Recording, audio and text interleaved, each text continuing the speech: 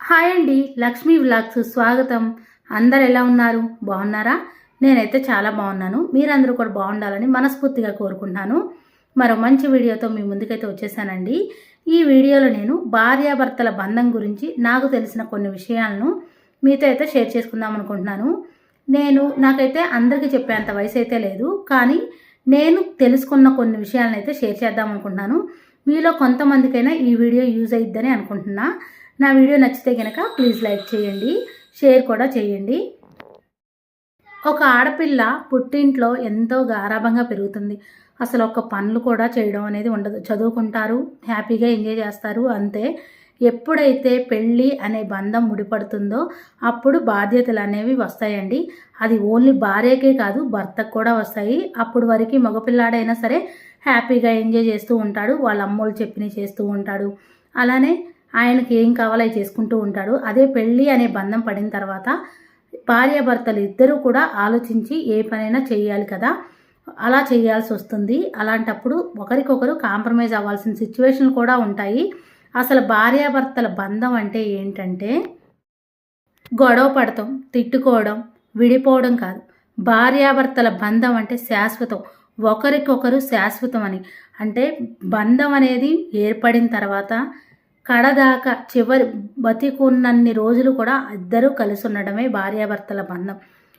చనిపోయేంత వరకు కూడా ఒకరికొకరు తోడు నీడగా ఉండడమే భార్యాభర్తల బంధం అంటే.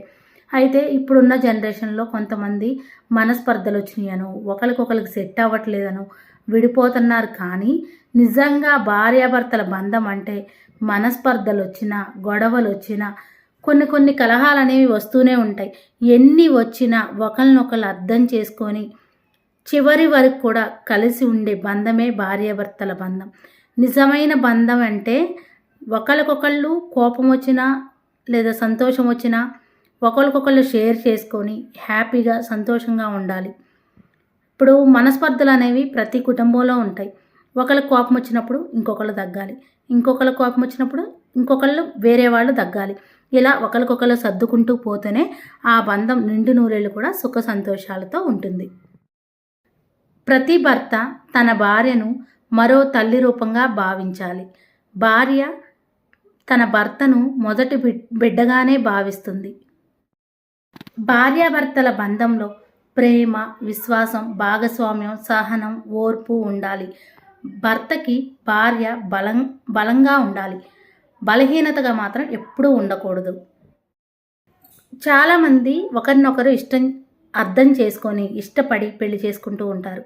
మరికొంతమంది పెద్దల కోసం అనుకోకుండా పెద్దలు ఒప్పించారని ఒకరినొకరు పెళ్లి చేసుకుంటూ ఉంటారు. ఏదేమైనా సరే ఇష్టం ఉన్నా లేకపోయినా పెళ్ళైన తర్వాత భార్య మీద భర్తకి, భర్త మీద భార్యకి ప్రేమ అయితే ఖచ్చితంగా ఉండాలి. అప్పుడే ఆ భార్యాభర్తల బంధం అన్యోన్యంగా ఉంటుంది. ఒక్కసారి తాళి కట్టిన తర్వాత, తాళి మెళ్ళో పడిన తర్వాత వాళ్ళిద్దరి బంధం శాశ్వతం. అది భగవంతుడు వేసిన బంధం, ఎప్పటికీ విడిపోకుండానే ఉండాలి. ఏ విషయాన్నైనా తెగే వరకు లాగకూడదు. ఏదైనా మనస్పర్ధ వచ్చినా సరే కూర్చొని మాట్లాడుకోవాలి.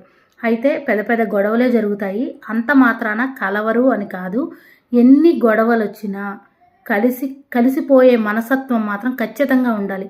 అప్పుడే భార్యాభర్తల బంధానికి నిజమైన అర్థం, అన్యోన్యత కూడా ఉంటుంది. భార్యకి భర్త భరోసా కావాలి, భారం కాకూడదు. భార్యాభర్తల బంధం అన్యోన్యంగా ఉండాలి. సంసారం అంటే కలిసి ఉండడమే కాదు, కష్టసుఖాల్లో కలిసిమెలిసి ఉండడం. కష్టసుఖాల్లో కలిసిమెలిసి ఉండి ఒకరినొకరు అర్థం చేసుకొని కడ వరకు తోడుగా ఉండాలి. గొడవ పడని బంధం కంటే ఎన్ని గొడవలు పడినా విడిపోకుండా ఉండే బంధమే చాలా గొప్పది. అదే నిజమైన భార్యాభర్తల బంధం కూడా. ఎన్ని గొడవలన్నా జరగని ఎవరో ఒకళ్ళు సర్దుకుపోయి కలిసిమెలిసి ఉండాలి అనే ఆలోచన రావడమే నిజమైన బంధం. భార్యాభర్తల మధ్య ప్రేమ అనేది చాలా ముఖ్యం. ఒకరి మీద ఒకరికి ప్రేమ ఖచ్చితంగా ఉండాలి. భార్యాభర్తల మధ్య బంధం అనేది ఒక పుస్తకం లాంటిది.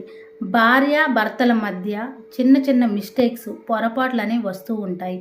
వాటినన్నిటినీ కూడా సర్దుకుపోవాలి. ఆ మిస్టేక్స్ అనేవి పుస్తకంలో పేజీ లాంటివి. ఆ మిస్టేక్స్ అన్నిటినీ కలిపి పుస్తకాన్ని అనకూడదు, అంటే జీవితాన్ని పాడు చేసుకోకూడదు. అవి జస్ట్ పుస్తకంలో పేజీలు లాంటివి, పొరపాట్లు అనేవి. ఒకరినొకరు అర్థం చేసుకొని సర్దుకుపోతేనే ఆ బంధం బలంగా ఉంటుంది, అన్యోన్యంగా ఉంటుంది. భార్యాభర్తలు ఇద్దరూ కూడా ఒకరి అభిప్రాయాలను ఒకరు తెలియపరచుకోవాలి.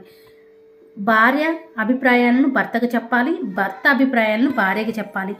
ఒకరి ఇష్టాలు అనేవి ఇద్దరికీ సేమ్ ఉండవు. ఒకరి ఇష్టాలను ఇంకొకరు గౌరవించాలి. ఒకళ్ళకి నచ్చిన పని ఇద్దరు అనుకొని చేయాలి, ఇంకొకరికి నచ్చిన పని ఇంకొకసారి చేయాలి. అలా ఒకరి అభిప్రాయాలను ఒకరు పంచుకోవాలి, ఒకరి ఇష్టాలను పంచుకోవాలి.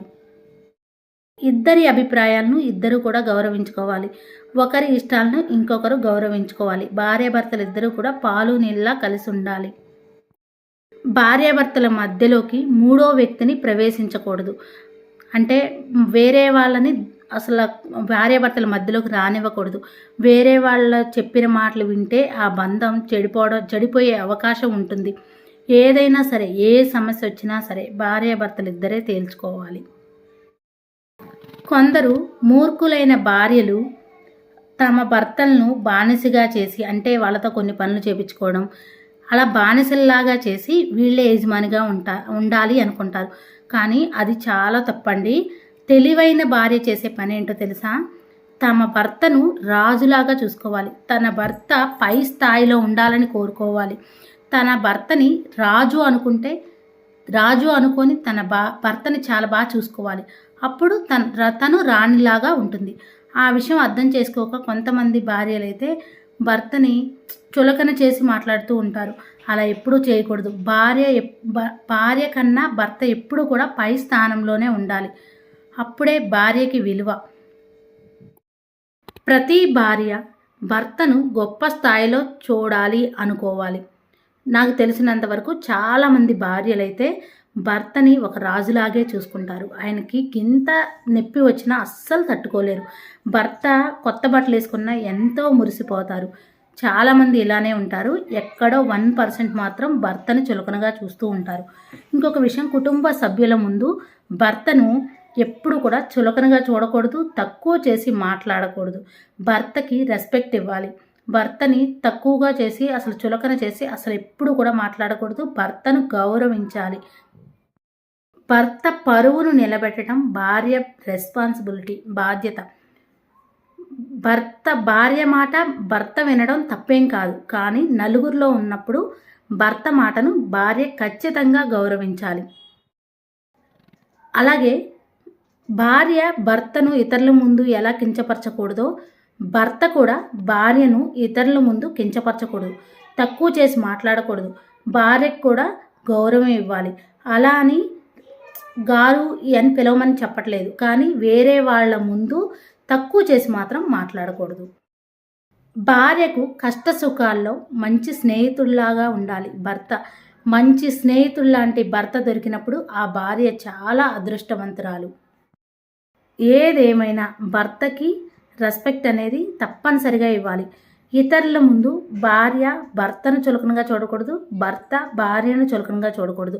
ఒకరినొకరు రెస్పెక్ట్ ఇచ్చుకోవాలి. ఇతరుల ముందు అస్సలు గొడవ పడకూడదు. రూమ్లో ఎలా ఉన్నా సరే బయట ఇతరుల ముందు మాత్రం అస్సలు గొడవ పడకూడదు. ఎన్ని గొడవలు వచ్చినా విడిపోకుండా, ఒకరినొకరు వదిలి ఉండకుండా కలిసి ఉండటమే నిజమైన భార్యాభర్తల బంధం. భార్యాభర్తల బంధం అన్యోన్యంగా ఉండాలి అంటే ఏదైనా మనస్పర్ధలు అనేవి కామన్ అండి. ప్రతి ఒక్కరి ఇంట్లో వస్తూనే ఉంటాయి. మనస్పర్ధలు వచ్చినప్పుడు, ఒకరికి కోపం వచ్చినప్పుడు ఇంకొకళ్ళు తగ్గి ఉండాలి. ఇంకొకళ్ళ కోపం వచ్చినప్పుడు భార్యకి కోపం వస్తే భర్త తగ్గి ఉండాలి, భర్తకి కోపం వస్తే భార్య తగ్గి ఉండాలి. అలానే ఒకళ్ళకొకళ్ళు సారీ చెప్పుకొని వెంటనే మాట్లాడుకునే మనస్తత్వం ఉండాలి. అంతేకాని 4-5 రోజులు మాట్లాడకుండా ఉండి ఆయన దారి ఆయన ఆమె దారి ఆమె ఉంటే ఆ బంధం సుఖంగా ఉండదండి. ఎప్పుడు ఇబ్బందులు పడుతూనే ఉంటారు. ఒకరినొకరు అర్థం చేసుకొని, భార్యకి ఏదైనా ప్రాణం బాగోపోయినప్పుడు, హెల్త్ బాగోనప్పుడు భర్త చూసుకోవాలి, భర్తకి హెల్త్ బాగోనప్పుడు భార్య చూసుకోవాలి. ఒకరినొకరు ఇద్దరు అర్థం చేసుకొని, ఒకరి ఇష్టాలను ఇంకొకళ్ళు గౌరవించుకొని ఒకరినొకరు కాపాడుకోవాలి. ఎంతమంది ఉన్నా, తల్లిదండ్రులు ఉన్నా, ఎవరున్నా సరే భార్య భర్తలేనండి కడదాకా కలిసి ఉండేది. ఎవరు కూడా మిగతా వాళ్ళందరూ కూడా నార్మల్గా ఉంటారేమో కానీ పక్కన కలిసి మాత్రం ఉండలేరు. భార్యాభర్తలు ఇద్దరూ ఏ విషయంలోనైనా కలిసిమెలిసి ఉండాలి. భార్యాభర్తల బంధం మంచిగా ఉండాలంటే ఒకరితో ఒకళ్ళు టైం స్పెండ్ చేయాలండి. ఇప్పుడున్న రోజుల్లో ఏంటంటే ఎవరి పనులు వాళ్ళకి బిజీ అయిపోయారు. ఎవరి పనులు వాళ్ళకు ఉంటాయండి. ఉన్నా సరే భర్తతో భార్య, భార్యతో భర్త కొంచెం టైం అనేది స్పెండ్ చేయాలి. కనీసం పడుకునేటప్పుడైనా ఇద్దరు ఈరోజు మొత్తం ఏం జరిగింది అనేది ఒక 10 నిమిషాలు మాట్లాడుకుంటే ఆ బంధం నిజమండి చాలా బలంగా ఉంటుంది. ఒకసారి ట్రై చేయండి ఎవరన్నా చేయకపోతే. కానీ భార్యాభర్తల మధ్య బంధం అనేది మంచిగా ఉండాలండి. మనం ఒకసారి పెళ్లి చేసుకున్నాక విడిపోవాలి అనే ఆలోచన మాత్రం అస్సలు చేయకూడదు. కానీ లైఫ్ అంటేనే అడ్జస్ట్మెంట్ అండి. మనం జీవితంలో అడ్జస్ట్ అవ్వకుండా ఏది జరగదు. చాలామంది భార్యలైతే అడ్జస్ట్ అవుతున్న వాళ్ళు చాలామంది ఉన్నారు. కానీ మన బంధం మంచిగా ఉండాలంటే అడ్జస్ట్ అయినా తప్పదండి. అడ్జస్ట్ అవ్వాలి. కొన్ని విషయాల్లో భర్త అడ్జస్ట్ అవ్వాలి, కొన్ని విషయాల్లో భార్య అడ్జస్ట్ అవ్వాలి. అలా అడ్జస్ట్ అయినప్పుడే వాళ్ళిద్దరి బంధం కలకాలం సంతోషంగా ఉంటుంది. అయితే కొంతమంది పెళ్ళికి ముందు నన్ను బాగా ప్రేమించావు, ఇప్పుడు నా మీద ప్రేమ తగ్గిపోయింది అని గొడవ పడుతూ ఉంటారు. అది ప్రేమ అనేది పెళ్ళికి ముందు ఎలా ఉందో పెళ్ళైన తర్వాత కూడా అలానే ఉంటుంది. కానీ ఏంటంటే మనం వాళ్ళు చూపించే దాంట్లో తేడా ఉంటుందండి. ఎందుకంటే వాళ్ళకి పెళ్ళైన తర్వాత బాధ్యతలు పెరుగుతాయి, పిల్లలు వస్తారు, పిల్లల్ని చూసుకోవాలి, వాళ్ళ పనులు వాళ్ళు చూసుకోవాలి. దీని వలన పెళ్ళికి ముందు చూపించినంత ప్రేమ వాళ్ళు చూపించలేరు. అందువల్ల మనకు అలా అనిపిస్తుంది. నాకు తెలిసినంత వరకు భార్యాభర్తల మధ్య గొడవలు వస్తాయండి. ఆ గొడవలకు కారణం ఏంటో తెలుసా? యాక్చువల్గా చెప్పాలంటే అసలు భార్యకి భర్తకి మధ్య గొడవలు ఏమి రావండి.